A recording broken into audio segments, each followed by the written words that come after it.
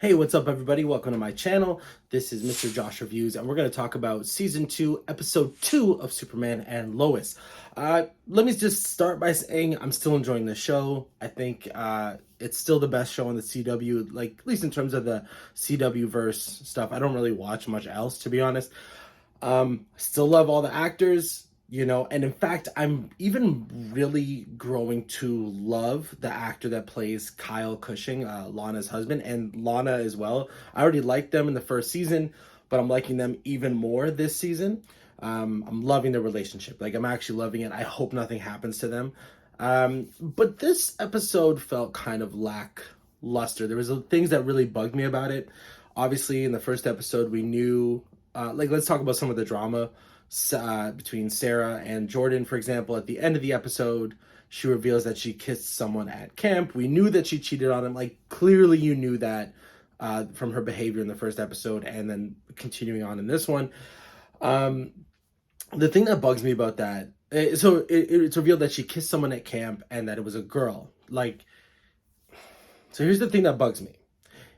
Now that it's like, kiss whoever you like, not it's not who she kissed or whatever, but it's the fact that she kissed someone in the first place. Because at the season finale, she acknowledged she loved Jordan, and they loved each other. Again, it's like, I know in high school, like, that might be a word you throw out, but you really think when you're in love with someone in high school, that's the person, like, that is the person. And it doesn't really, I mean, maybe it changes over a couple months. I mean, it's been so long for me, I don't remember.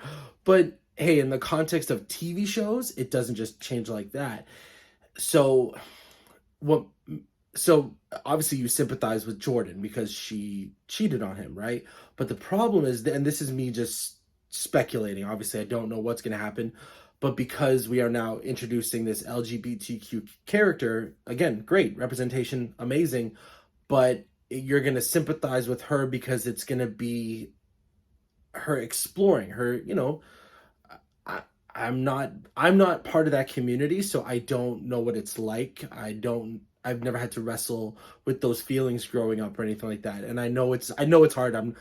I get introduced into the world, into this specific world, this universe, these family of characters. Totally cool, but we're gonna obviously sympathize with her because she even says, we thought we were just friends, but then they kissed. So it's like, she's exploring her sexuality.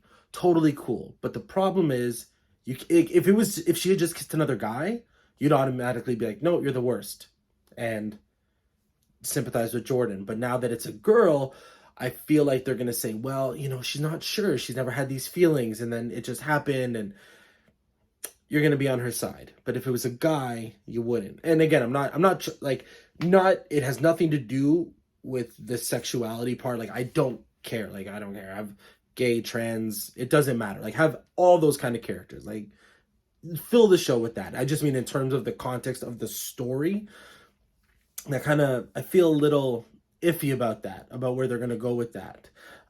In terms of Jordan and Sarah's relationship, because he even says, you still want to date her? And she says, no, it was like a one-time thing. Anywho, no big deal. That happened, but I'm very hesitant about where they're going to go with that.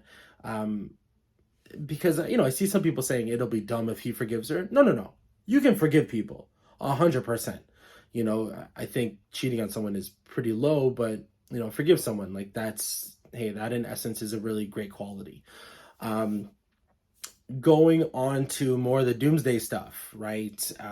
That's causing Superman to have these, like, headaches, whatever. It was getting a little much this episode because he couldn't do anything. He knocked out one bad guy who was inhaling kryptonite, but then, of course, that guy takes him out. And you have Tag from the last season. He speed blitzes the guy along with some of the other people from the academy, and they take him down.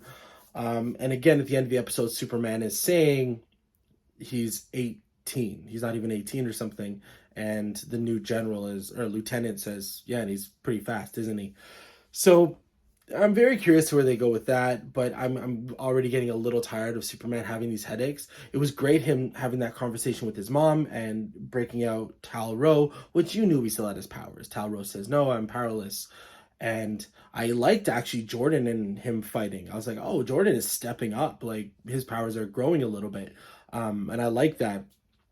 And I wouldn't mind seeing Talro again. And hey, you know what? He's one of those guys, one of those villains that if they ended up making him sort of an anti-hero or siding with Superman for a bit, I would like that because you could tell his mom is like, you shouldn't cause genocide or you shouldn't try and convert these people. I like that. I like that a lot, actually. Um, and then we get Doomsday, you know.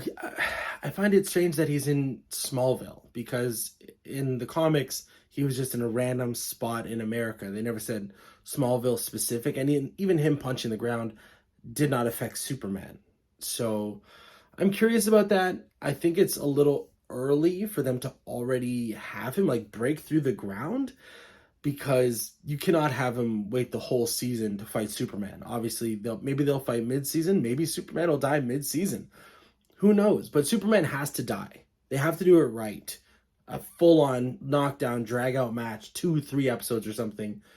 Superman dies, Doomsday dies, and the next season is like, I would love it if they do the reign of the Superman. Bring in, you know, you still have Steel, but come on. Maybe you can have Jordan, you can have this Academy, whatever. But no, bring in a cyborg Superman. Bring in, like, and I know they've done that with Hank Henshaw, but maybe they'll do it a different way with this one. But bring in Connor Kent. And I know Connor or Superboy is on Titans, but bring in those characters. I'm totally cool with that. Because one thing I felt myself missing this episode, I missed having a Superman villain. You know, I was like, man, I wish this was Parasite or something, or Metallo, or somebody. Like, give us Bizarro. Give us. I'm getting a little. It almost feels too disjointed that we don't have any of the other Superman characters. When they were reading off lists of names to run for mayor, I'm like, where's Pete Ross? Why haven't they mentioned him at all yet? Pete Ross was Superman's best friend. Him, Lana Clark.